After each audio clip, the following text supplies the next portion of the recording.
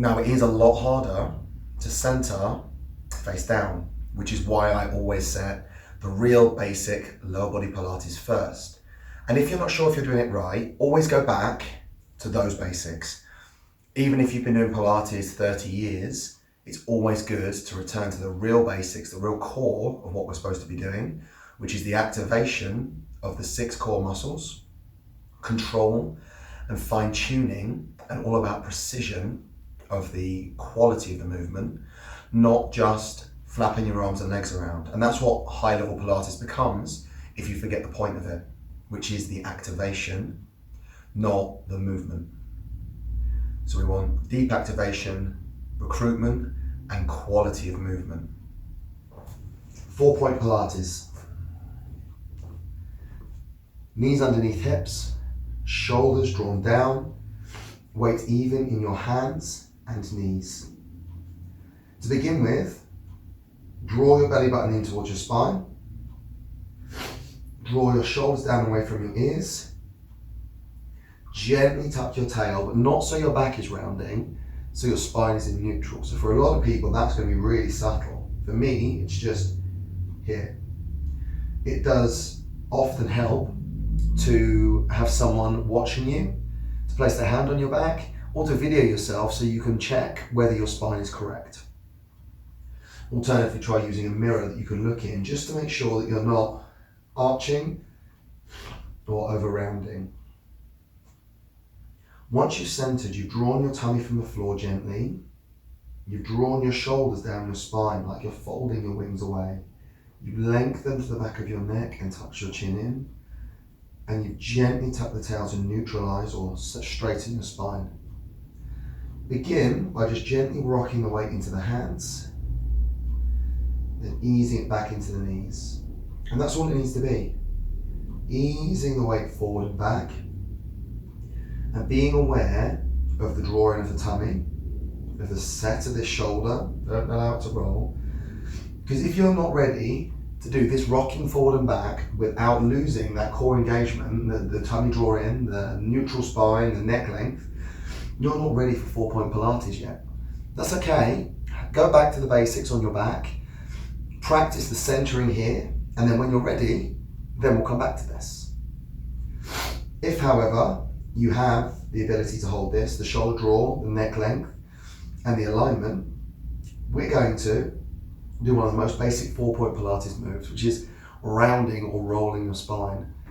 And what we're going to do, you're going to start by gently dropping your head down and think about pushing your palms into the floor to round the upper back, as if you're rolling into cat. Curve one piece of your spine at a time till you're all the way up into cat. And then from the bottom of the spine, you're going to dip your tail, lower down, down, down, down, down, down, shoulders, neck, and chin tuck into neutral. It's really easy to end up dipping and overcompensating, going all the way through into cow. But remember, the focus isn't the stretch. You will get a stretch, but the focus is that controlled segment by segment movement, like one piece of your spine is moving at a time. Now to start with, it's just going to feel like you're doing this. That's completely fine. The precision will come with practice. As long as you're aware of what you're doing wrong, then you can correct it. So I like to work with my breath, especially on this. So the abdominals are drawn in, I gently press, and as I breathe out, I push from the top of the neck, through to the base of the neck, through to my mid-back, through, down through my diaphragm, into my low back, through my knees, all the way through my pelvis. I tend to hold at the end of the range, and as I need to inhale, think about the breath reaching all the way into your toes. So inhale, lengthen to straighten, to straighten, to straighten, like there's a rolling pin, rolling up your spine, through to neutral, the shoulders and the neck are last.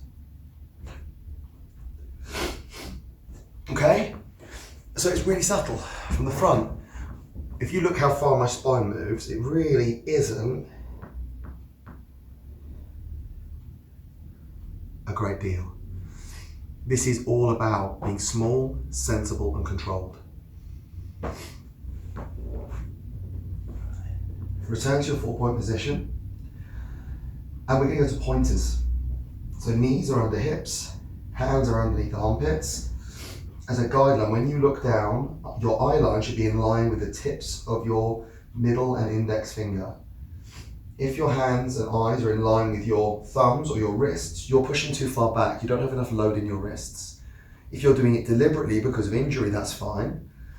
But ideally, your arms, your hands should be below your armpits with shoulders retracted and abdominals drawn. If you need to, practice the shift side to side to make sure the weight's even in the two, hands and knees. And even this in itself is quite a nice movement if you're really on the basics, where keeping the tummy drawn, keeping the set in the shoulders, but just shift side to side, or even circling.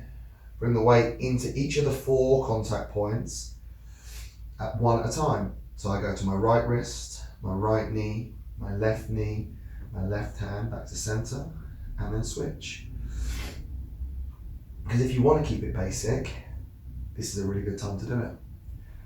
Any movement when you're in pain is good, as long as it's not aggravating you. Then when you're happy you're in the center, we're going to do pointers. You're going to reach one arm forward, and if you notice nothing else moves, comes back down, and I do the other side. I reach forward, my shoulders drawn down, and I come back down. So that's it. I'm allowing my other 3 poles to take the pressure. If you're getting shift as you lift, it means you're not centered, it means your core isn't engaged, or you're not balanced between the other 2 limbs. Okay, so no side to side shift, no movement. The aim is to be as still as possible. And remember, you don't have to lift up. If you want to just reach forward and back to start with, that's completely fine. Even if you want to, you can just take some weight out of the hand rather than even reaching. Especially if you've got shoulder injuries, you might not want to reach the shoulder forward. That's completely fine. It's the same move, it's just a modification. When you've got the forward reach and you're confident you're not moving anything else, replace it with moving one leg. So we're always going to start with one movement. Knees under hips, weight even again, reset. Every 3 or 4 reps, just reset that center. Slide the leg back, then bring it back underneath. And then repeat on the other side. Imagine you're balancing a tray with glasses of champagne on your back. You wouldn't want to spill the drink, so make sure that spine stays neutral. If you're getting shift, your core is not engaged. What you're actually doing is pushing through your hip stabilizer on this leg to try and overcompensate for the lack of core engagement. So no twist at all. And same thing, if it's too much, just practice taking the weight out of the leg. Or if it's still too much, just take the weight, I'll make it bigger. Basically do that, but don't move the hips. So just take the weight out of the leg. My left leg has no weight in it now. I put it down. My right leg has no weight in it now. You do the same thing with the arm. My right arm has no weight in it. My left arm has no weight in it. So it looks like I'm not doing anything, but my weight is still shifting and I'm accommodating that movement. When you're ready to, take the leg out as long as you're confident, no twist, and then reach forward, bring it down, and then switch to the other side. Straighten the leg, reach the arm, reach the arm, reach the leg, and then repeat. So one at a time, make sure there's no movement, bring it in, If you're finding this too much on your wrist, just take more recovery or slightly shorten your stance. This technically isn't where we want you, but it means there's more weight in your knees, which will allow your rest a bit more recovery. Or as long as you've got no reason not to, you could try it in what I call gorilla position or on your knuckles, which straightens your wrist and takes some of the strain out of tightened, weakened wrists. The alignment is the same.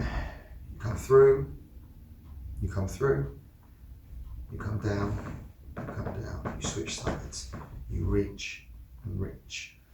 Now your progression is to move them both at the same time. It's slightly more challenging, slightly more coordination. Bring them back in. Same thing other side. Are you doing this? Or are you still setting the shoulders? Is your chin still drawn? Is your tummy still engaged? Is there even weight between your hands and your knees? Reset and recheck every few reps, especially when this is new to you. So from the side. Now what it's going to be really easy for you to do is that. Can you see that I've arched my spine? There's a curve and a dip in the bottom of my back. We don't want that. So you need to make sure that you're engaging in these 2 points. The one that stays on the floor, think about pushing into it to be long in this arm, pushing into the knee to get the hip aligned. And you reach through. Don't be tempted to try and get that as high as you can and sacrifice your range. That is completely fine. That's doing everything we need it to do. The only reason you lift higher is ego or lack of attention, because it's not doing you any more benefit. Okay?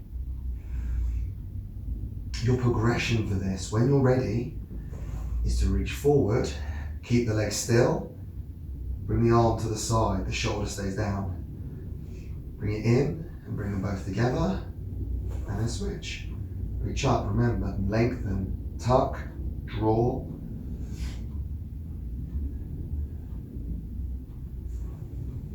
Okay, if that's easy, then you come up, move arm and leg, bring them in, reach out, arm and leg, bring them in. And if you're starting to even slightly sway side to side, this is too much for you. You're not ready for this level yet. Just keep it smaller.